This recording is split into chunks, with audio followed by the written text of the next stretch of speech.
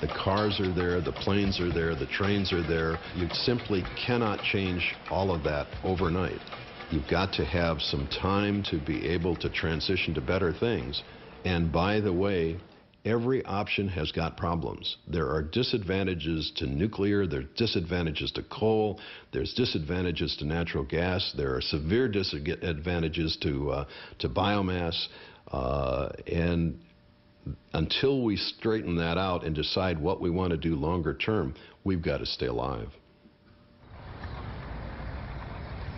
Robert Hirsch lives in the respectable town of Alexandria, across the Potomac River from Washington, D.C. He's a respectable man, an eminent consultant who was commissioned by the U.S. Department of Energy to write a report on how to mitigate the possible effects of peak oil.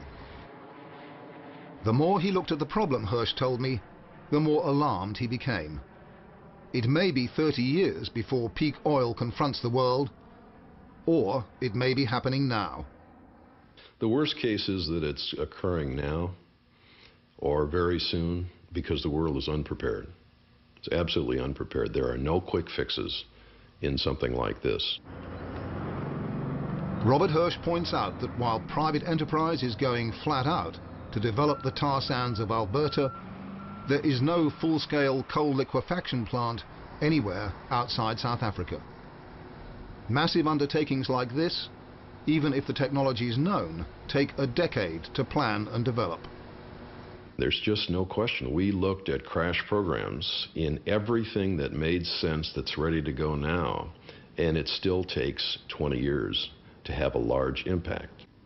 If you're an optimist, and I consider myself an optimist, then you want to think that everything's going to be fine. I want to think things are going to be fine. But if you're a realist and you think about the risks of being wrong, the downsides are enormous. If we get this wrong, we are all in very serious trouble. What sort of trouble?